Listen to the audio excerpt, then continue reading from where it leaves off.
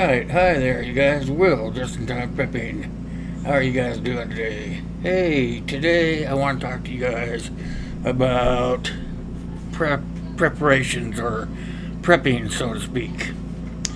As you guys know, uh, Hurricane Dorian, was just coming across the East Coast out there, and it just got me to thinking about watching all that stuff of people going helter skelter here and there, doing all the last minute things to get prepared for a big event like a hurricane coming in and hitting them like a ton of bricks. And as you guys know, we are people that prepare ahead of time, us people that are called preppers.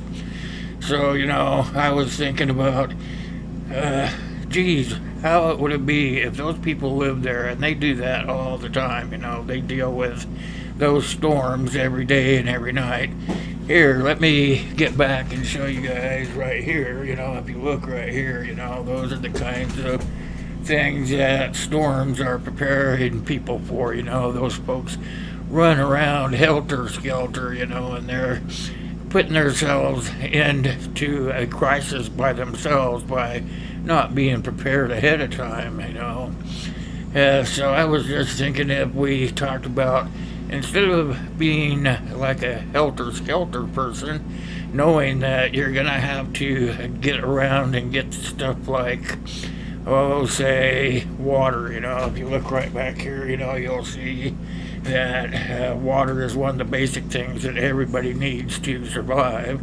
So if you were to go ahead and just have that ahead of time, then you wouldn't be fighting places like Costco or any of those big warehouses, even waiting for water to be trucked in, like they say on the news. They all waiting for the big delivery of water and food and stuff so that people can get what they need so they can hunker down for a storm or get ready to bug out, to a location that is much, much safer.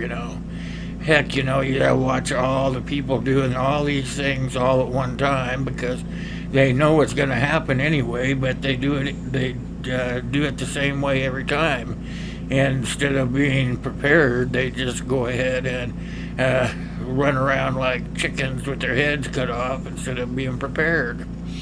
Well, we as preppers know that if you collect things like food, which you'll see right back here over my shoulder here, or water that you might see back here over this shoulder here, or even things like gasoline or anything like that, then you are already ahead of the game and you don't have to worry about going out in the world and fighting all that traffic to get ahead or just to be hunkered down for an event that happens all the time. These coastal areas on the East Coast mainly are always having to deal with hurricanes, so why aren't most of those people already pre-prepared, like collecting things like extra food storage or even extra water or even having gas on hand, so that they don't have to worry about gas lines or gas shortages. So that is part of what I'm talking about. Even though it's the East Coast that we're worried about right now, what about in your area? Say that you live in an area that is apt to earthquakes. Are you prepared for that sort of shtf event where you don't have to worry about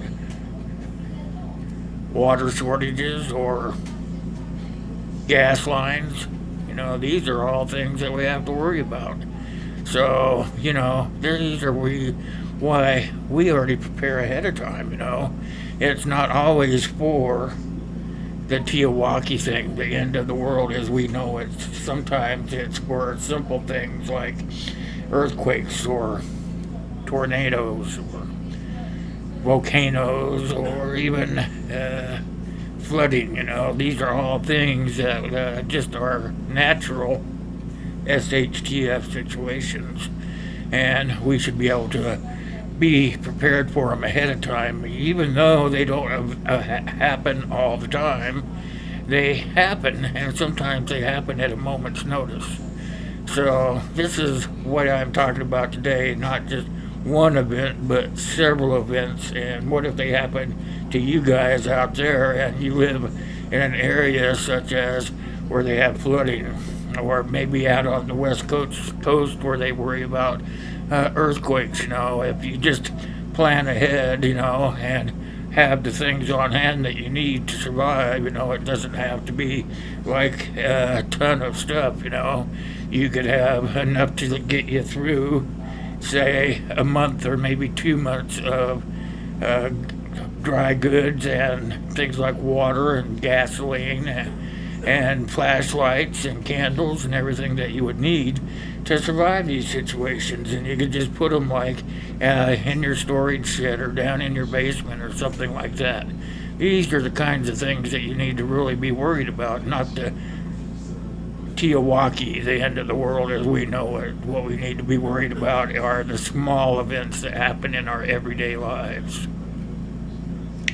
So, as we go through our regular lives and we're trying to worry about what if happens, think about what if you already have it taken care of. Think about what if, hey, that guy is running around, he's running and getting all this stuff, and he's fighting all those crowds, and he doesn't even know if he's going to be able to get what he needs. So, you want to go through this like gas lines, or do you want to look at this at long lines in the stores? What do you really want from life? Why not be pre-prepared? You don't even have to be called a prepper to do that. All you have to do is be called smart. Smart is thinking ahead of the situation. So as you go through life, think about that and think about how you can save lives or even possibly protect the lives in your near community or family by just having a few things put away for 30, 60, 90 days instead of running around amok like these guys here waiting for whatever comes along to be prepared. You watch all that TV stuff where people are waiting in lines for blocks. Let those people wait, and you sit at home watching it on TV and saying, I was thinking ahead. I've already got all that stuff. I have it down there in the basement. I have it over there in the attic. I have it somewhere, but I have it ready to be used at a moment's notice. Well, that's sort of what I'm thinking about, that you don't have to be called a prepper to be prepared. What you have to be is prepared. Go out and buy extra food and water and clothing, flashlights or candles or whatever you need to get through the situation.